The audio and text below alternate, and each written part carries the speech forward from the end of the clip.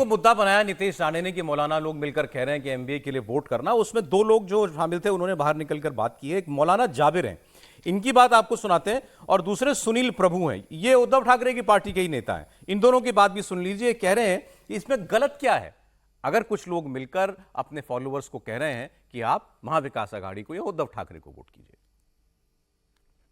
बड़े बड़े लोग बैठे ना मौलाना लोग, उन्होंने बता दिया जो सबको लेके चले, हमारे हिंदू भाई को लेके चले, मुसलमान को लेके चले, तमाम अल्पसंख्यक को लेके चले, बहुसंख्यक को लेके चले, ऐसे लोगों का साथ हमको देना है। कौन ऐसे लोग हैं? महाविकास आघाड़ी 5 तक कौन ऐसे लोग हैं? हाँ कौन ऐसे लोग? सेकंड दो ही तो अलायंस है, महाविकास आघाड़ी और महायुति, एनडीए और हाँ महाविकास आघाड़ी अभी महाराष्ट्र में खुला ऐलान है।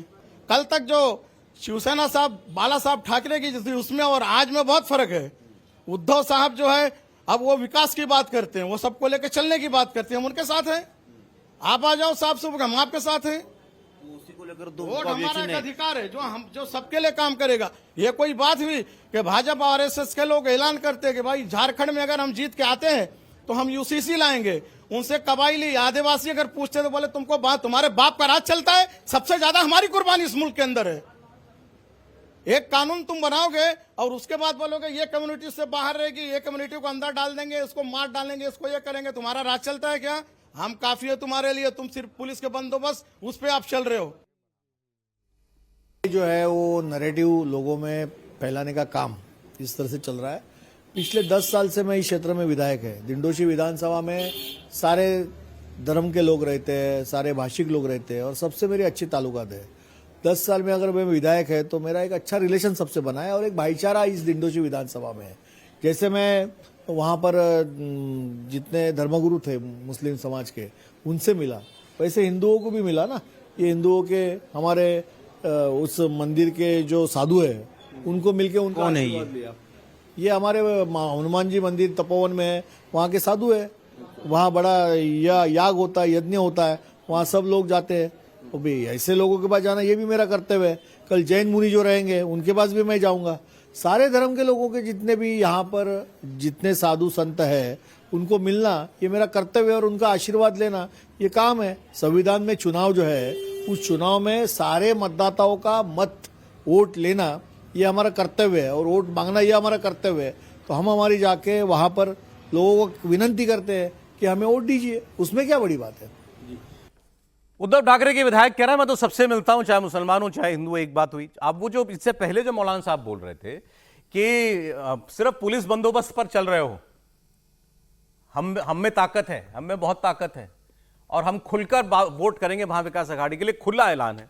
फिर उन्होंने एक बात और कही कि उद्धव ठाकरे की शिवसेना बदल गई है, अब ये सबके लिए काम करने वाली शिवसेना है, सबको साथ में लेकर चलने वाली शिवसेना है। इसी बात को दूसरे तरीके से राज ठाकरे तो कह रहे हैं। सर नहीं, देखिए ऐसा है कि मौलाना जी या जो बैठक हुई है इन सबको तो पूरा अधिकार है अपना बैठक करें, उसमें तो हमको कहीं कोई डाउट नहीं है। देश में साधु संतों, मुल्ला, मौलवी, इमाम सबको अधिकार है ये तय करने का कि हमको किसको वोट देना चाहिए।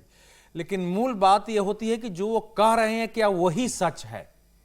बात यहां आके रुकती है कि क्या वाकई वही सच है। संविधान की रक्षा के लिए लोग बैठे हैं। देखिए आज का समय और आजादी के 10 साल पहले के समय में मुसलमानों के अंदर एक ही प्रकार की साइकोलॉजी थी। अभी तक इस देश में जो कट्टरपंथी मुस्लिम मुल्ला रहे हैं, चाहे वो मजहबी नेता कहिए, राजनीतिक नेता कहिए, उन सब का रहा है कि मेरे बगैर तो मेरे वोट के बगैर केंद्र में कोई सरकार नहीं बन सकती है।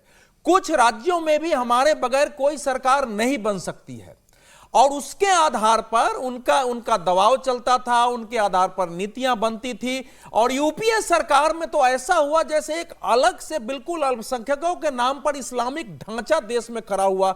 मंत्रालय से लेकर के और विश्वविद्यालय से लेकर के हर चीज खड़े हो गए सच्चर आयोग के कमीशन के बाद।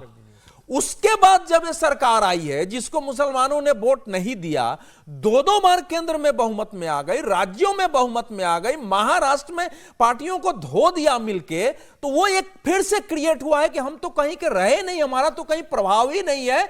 इस समय हम कहां हैं ये सोचो। ये नहीं है कि हमारा विकास कितना हुआ, हमारे शिक्षा पर कितने कार्यक्रम हुए, कल्याण में हमारा क्या हुआ। तो उसके बाद जो देश भर का ये तबका था वो दूसरे रूप में इस समय खड़ा हुआ है। और डायरेक्ट एक्शन उस समय भी था, डायरेक्ट एक्शन आज भी है। वो डायरेक्ट एक्शन उस समय भी चुनाव में दिखा था आपको, अगर 46-47 का चुनाव का अंदाजा है तो वो डायरेक्ट एक्शन इस समय चुनाव में दिखाने की कोशिश हो रही है। और फिर अलग अलग प्रकार की भाषा आ रही है। ये this is extremely dangerous situation for the country.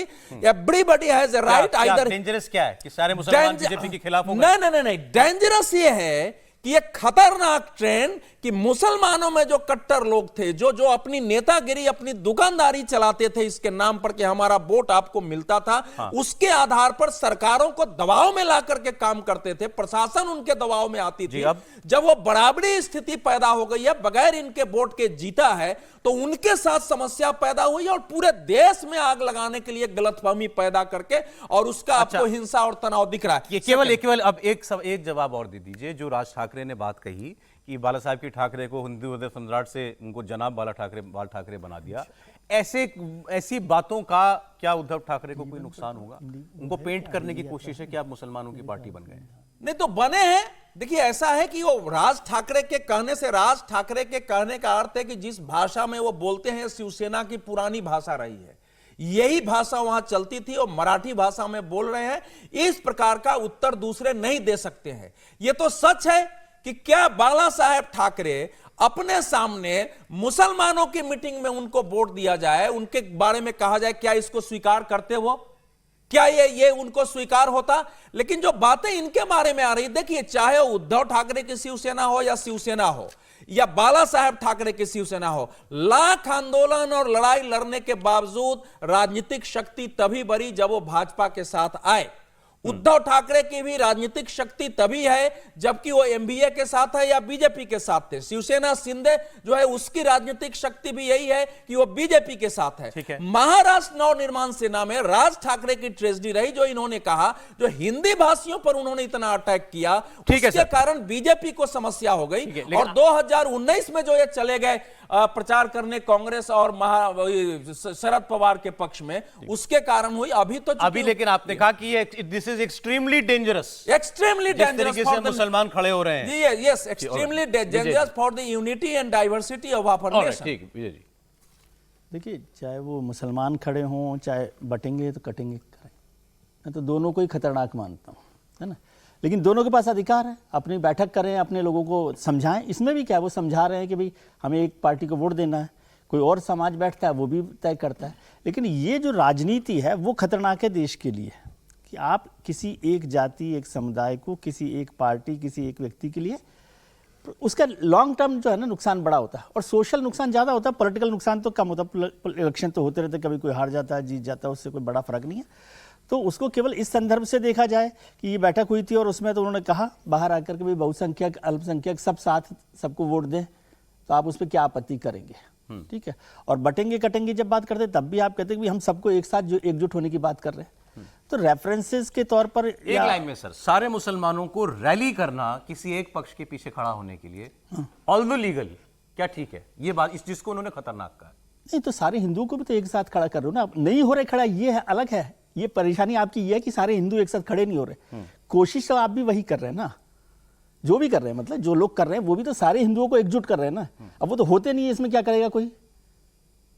आपकी दुविधा क्या है? आपकी दुविधा मुसलमानों को, हिंदुओं की नहीं है। आपकी दुविधा यह है कि हिंदू एकजुट हो नहीं रहे आपसे एक साथ। नोट करके रखिएगा, है ना। तो ये असली मुद्दा है। लेकिन दोनों ही तरफ यदि वो भी, हिंदू भी एकजुट हो जाए और मुसलमान भी एकजुट हो जाए, तो वो कोई बहुत अच्छी स्थिति नहीं है, या कहें तो खतरनाक स्थिति है। मैं इसमें भी कोई आपत्ति नहीं मानता कि इस तरह की बात, इस किस्म का एक बंटवारा और ये इसलिए मैंने कहा ये लॉन्ग टर्म सोशल डिवीजन जैसा भी है, पॉलिटिकल डिवीजन ही नहीं है, सोशल डिवीजन भी है जो खतरनाक होता है। उस वक्त जो वो बोल रहे थे मौलाना, तो आप काफी नहीं, मुझे लगता है कि इसमें जब हम कहते हैं कि डिवीजन है, तो डिवीजन तो ना होता तो पाकिस्तान नहीं बढ़ता, डिवीजन ना होता तो देश के अलग अलग हिस्सों में मिनी पाकिस्तान जैसी चीजें नहीं होती। तो डिवीजन तो है।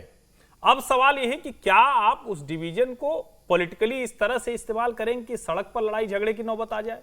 क्या पॉलिटिकल पार्टियां उस पूरे वोट बैंक को ऐसे इस्तेमाल कर रही हैं कि आप समाज में रहते हुए सोचने लगे कि ये मोहल्ला हिंदुओं का है, मुसलमानों का है? क्या वोट जिहाद की जो बात की जाती है वो सच होती जा रही है? और अगर ये सब होता जा रहा है तो आप ये कैसे सोचेंगे कि लंबे समय तक फ्रॉड सेकुलर पॉलिटिक्स के नाम पर मुस्लिम एकत्रीकरण हो और हिंदू एकत्रीकरण नहीं?